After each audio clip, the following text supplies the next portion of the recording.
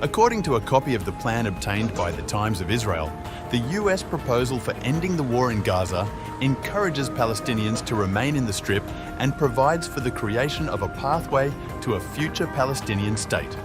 The new Trump administration proposal was put on the table with Gulf partners just the day after Saudi Arabia and France hosted a two-state solution conference, which the US boycotted, citing opposition to the recognition of a Palestinian state that Trump has said would reward Hamas. Speaking on the agenda of the meeting, Trump said that the gathering of leaders from West Asia was aimed at ending the war in Gaza. Trump added that the group was also prioritizing the return of the remaining hostages from the October 7, 2023 attacks. We're going to get something done because it's gone on too long, and we want it to end, and we want to get those hostages back too. We've gotten most of them back. As Trump left the UN headquarters, he described his meeting with leaders from the Arab states as very successful, adding that he is optimistic about Israel joining the next meeting as well. Good meeting concerning Gaza. It was a very successful meeting with all of the big players, except for Israel, but that's going to be next, and I think we can work something out on Gaza. But it was a very good meeting with great leaders. Thank you very much. Emir of Qatar, who spoke on behalf of countries Saudi Arabia, the United Arab Emirates, Egypt, Jordan, Turkey, Indonesia and Pakistan, also echoed the sentiment on bringing the hostages back and called on the US president to expedite the ceasefire talks. The only reason we're here is to stop the war and bring the hostages back. And we count on you and your leadership as well to end this war and to help the people of Gaza.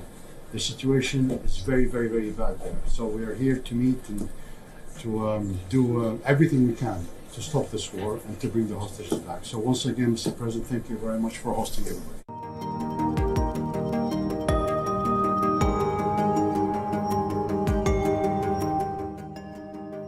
Better truth than illusions. That message carried weight in New York this week as leaders gathered at the United Nations. Alongside debates on Ukraine, the question of Palestine returned to centre stage. Today, we join over 150 countries who recognise a Palestinian state. At least 145 countries, possibly more, as the days go by. Out of 193 UN member states now recognise the State of Palestine, and we're at least at a point where 75% of countries around the world do so. More could be announced in the coming days, as I said. Does Israel pay attention to what the majority of people in the world think? And does Israel care, do you think? We care. I mean, we were brutally attacked in a massacre 2 years ago. And 2 years later, the response of the world to our women getting raped, our children getting beheaded, peaceful communities in the south of the country getting attacked out of the blue, unprovoked. And 2 years later, Hamas can look at themselves and say, look, terrorism works.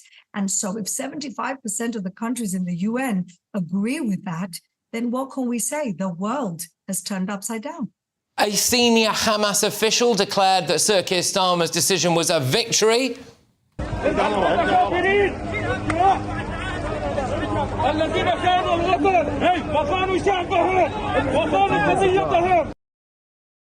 And that's the same terrorist group that only a few months ago executed people in the street while loads of entirely innocent people watched and filmed it on their mobile phones. Sir Keir Starmer decided not to impose any conditions on Palestine having to return the hostages, and David Lammy even admitted yesterday that it will not bring us any closer to a ceasefire. But you've missed a key stage in all of this. The last 2 years that have passed since the 7th of October have seen tens of thousands, we don't have an exact number or a precise number, of people, many of them women and children, killed in Gaza. And you know, there's a huge amount of sympathy for human suffering. I mean, any human would feel that when they see the scenes we see on our screens. So isn't that rather an important factor in all of this? I have a lot of sympathy for those people, and I have sympathy because they're being governed by a brutal, genocidal, jihadi terrorist group that won't surrender a war they have obviously lost. And the reason why they won't surrender is because they don't care about their people. In fact, they use their people. They use them as human shields. They hide in the tunnels while people are left there. They steal their food. And so people can want self-determination for the Palestinian people. I do. But how confusing is it when essentially nobody has made it a condition of this Palestinian state, the removal of Hamas? And let me say more, the Arab League have called for the removal of Hamas because the Arab League knows how toxic Hamas is, how toxic the Muslim Brotherhood is. And yet these countries who have become puppets to the jihadists in their own countries have not made conditions on the Palestinians. They haven't said to the Palestinians, renounce violence. They haven't said to the Palestinians, renounce the right of return. They haven't made any conditions on people who in their charter say they want to kill all the Jews and take over the entire country. So to me, this is warped. I don't really take a lot of credence in the UN, which is essentially made up, the majority of the UN are non-democratic countries that are being whitewashed by some semi-democratic process. So I don't really give a lot of credence to the UN, whose workers, whose employees were involved in the massacre on October 7th, whose employees have actually held terrorists captive in Gaza. I don't take them that seriously. And maybe, who knows, the result of this announcement is that the Palestinians will no longer be considered refugees.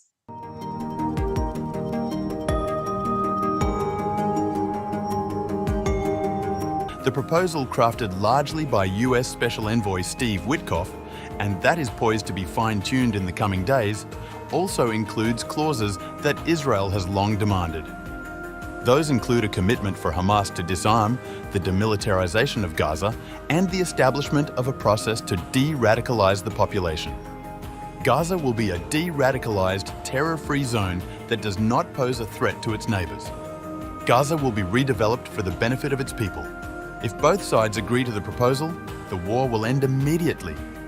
Israeli forces will halt all operations and gradually withdraw from the Strip. Within 48 hours of Israel publicly accepting the deal, all living and deceased hostages will be returned.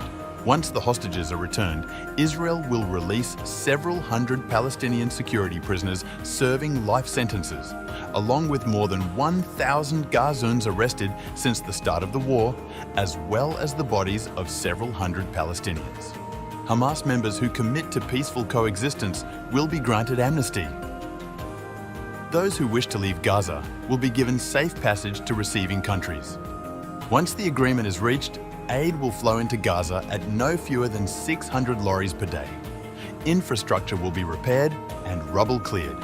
Aid will be distributed by the United Nations, the Red Crescent, and other neutral international organizations without interference from either side. Gaza will be governed by a temporary transitional administration of Palestinian technocrats. This body will be supervised by an international committee established by the United States in consultation with Arab and European partners until the Palestinian Authority completes its reform program. An economic plan will be launched to rebuild Gaza, drawing on experts in urban development and investment. An economic zone will be created, with reduced tariffs and preferential access negotiated by participating countries. No one will be forced to leave Gaza. Those who wish to leave may return, while others will be encouraged to stay and rebuild. Hamas will have no role in governing Gaza. All offensive military infrastructure, including tunnels, will be dismantled. Regional partners will provide security guarantees to ensure compliance and prevent future threats. A temporary international stabilization force will be deployed to oversee security. It will train a Palestinian police force to take on long-term responsibility. Israel will not annex Gaza. The IDF will gradually withdraw as new security forces establish control. If Hamas delays or rejects the deal, these points will be implemented in areas free of terror, with Israel transferring control to the stabilization force. Israel will agree not to carry out future strikes in Qatar in recognition of Doha's role as mediator. A de-radicalization program will begin, including interfaith dialogue aimed at changing narratives in both Israel and Gaza. When Gaza is rebuilt and the Palestinian Authority has reformed, conditions may be created for a credible pathway to Palestinian statehood. The United States will lead a dialogue between Israel and the Palestinians to define a long-term political horizon for peaceful coexistence.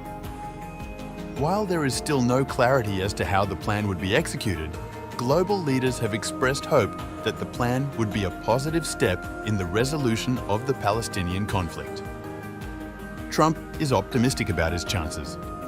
On September 26th, he told reporters that a deal may already be in place before posting on Truth Social that intense negotiations have been going on for 4 days and will continue for as long as necessary to get a successfully completed agreement.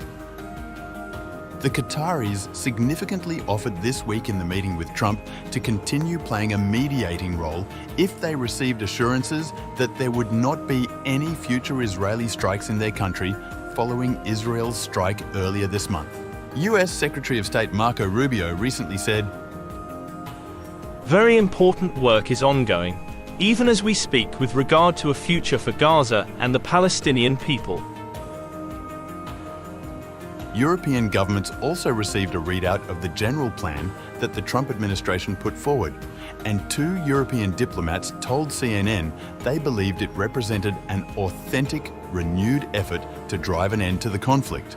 With UK Prime Minister Keir Starmer, alongside the governments of France, Australia and Canada, announcing unilateral recognition of a Palestinian state, there was an overwhelming international recognition of a State of Palestine at the United Nations. Yet none of these countries established a pathway to peace, no proposals, only lip service for their constituencies, and a prize for Hamas terrorists.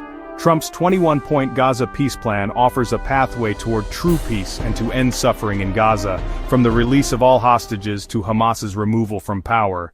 If you like this video, please like, share and subscribe.